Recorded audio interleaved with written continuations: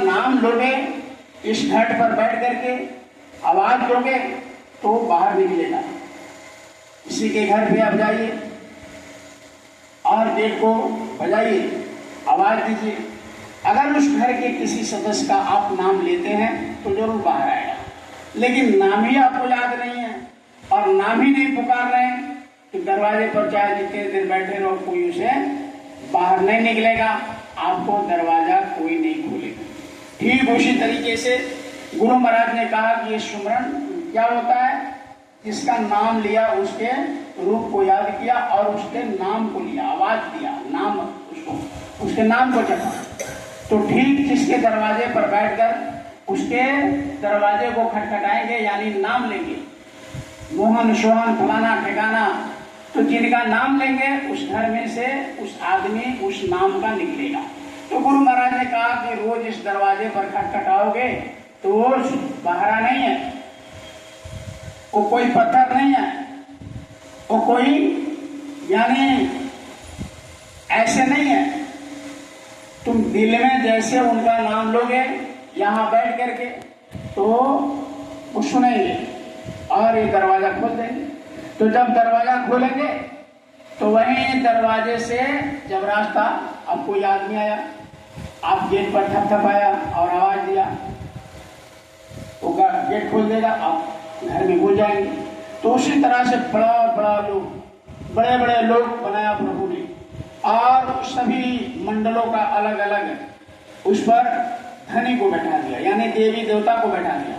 तो गुरु महाराज ने ये जो नाम दान दिया, 5 नाम, ये 5 नाम क्या है, 5 धनी है, 5 मंडलों के, और वही रास्ता है वो घर जाने का, उस मालिक से मिलने का, जो अभी आपने वचन में सुना कि वो गोद में बैठा देगा।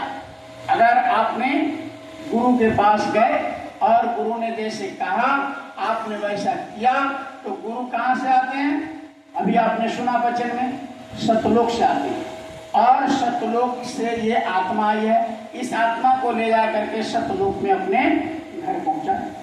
तो इस सतलोक जाने के लिए रास्ते में बहुत स्टेशन मिलते हैं। जैसे हम दिल्ली जाते हैं तो सीधे दिल्ली नहीं पहुंच जाते हैं, यहाँ बापू धाम स्टेशन है मोतिहारी, उसमें बैठते हैं, गोरखपुर आता है, गोंडा आता है, बरेली आता है, कासगंज आते हैं, लखनऊ आता है, कानपुर आता है, तब दिल्ली पहुंचते। ठीक उसी तरीके से ये पहला स्टेशन है, दोनों आंखों के बीच में, यहाँ दोनों भावों के बीच में जहाँ माताएं बिंदिया लगाती है। अब किसी औरत से पूछो, किसी देवी किससे पूछो, किसी यहाँ बिंदिया क्यों लगाते, किसी को पता नहीं है, कहते श्रृंगार होता है। हाथ में क्यों बाला बांधते हो, श्रृंगार होता है। नाक में क्यों बांधते हो, श्रृंगार होता है। कान में क्यों बांधते हो, श्रृंगार। आज किसी को कुछ पता ही नहीं, क्योंकि महात्माओं से दूर होते चले। अब तो तीर्थ व्रत भी मनोरंजन हो गया, पूजा पाठ भी मनोरंजन हो गया। अभी देखो सावन चल रहा है, किसी के घर में मीट मछली नहीं आएगा। क्यों नहीं आएगा, क्योंकि बाबा धाम जाना, भोले बाबा को जल चढ़ाना है, तो सावन भर नहीं आएगा। क्यों, क्योंकि जल चढ़ाना भगवान को, देवी देवता को जल चढ़ाना है। इसको भी बड़ा पहले डर और अदब से सावन में लोग पूजा करते थे, सावन भर। अब किसी से पूछो कि सावन में क्यों पूजा करते भाई, चैत में क्यों नहीं करते, अगहन में क्यों नहीं करते, बैसाख में क्यों नहीं करते, सावन में क्यों, सावन में क्यों करते, तो कोई जो जानकारी होगा बताएगा। लेकिन महात्माओं ने इस सावनी पूजा का है, पहले बड़ा धूमधाम से घर में लोग घर के पूजा सावन में करते थे। घर का प्रवेश भी, नए घर बनाया तो घर का प्रवेश भी करते थे सावन में। तो इसके पीछे महात्माओं ने बड़ा महत्वपूर्ण आध्यात्मिक कारण रखा। लेकिन आज किसी को कुछ पता नहीं, सब मनोरंजन हो गया। आप देखो बाबा धाम भी जा रहे हैं, सब मनोरंजन करने जा रहे हैं, कोई भगवान को याद नहीं करते, कोई देवी देवता को डर नहीं है, सिस्टम नहीं, आदेश नहीं, कुछ नहीं। सब अपने अपने अहंकार में डूबे, धन के घमंड में, पैसा के घमंड में, रूप के घमंड में, अपने अपने हिसाब से जा रहे। तो उसी तरह भोले बाबा भी कोई खुश नहीं होते। अब गए पूजा करने और सेल्फी ले रहे, घूम रहे हैं, मौज मस्ती कर रहे हैं, कहाँ आए हैं, क्या हमको करना है, कोई शुद्धता नहीं, कोई सिस्टम नहीं, कोई अनुशासन नहीं, तो क्या मिलेगा?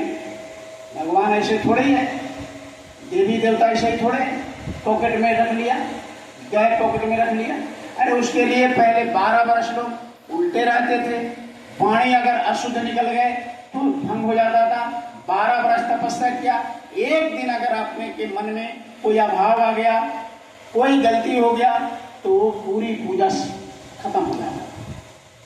पूजा कोई खिलवाड़ नहीं, साधना कोई खिलवाड़ नहीं है। तो महात्मा इससे दूर होते चले गए लोग, आप सब इसको मनोरंजन बना लिया, सब गाड़ी में बुक कर लिया, सब उसी पर बैठ गए, बोल बम डाक बम करते चले गए और वहां गए, अपना जल चढ़ाया, फिर अपने में हंसी मजाक, खेलते कूदते मौज मस्ती खाते पीते आ रहे, कोई फायदा नहीं। इसीलिए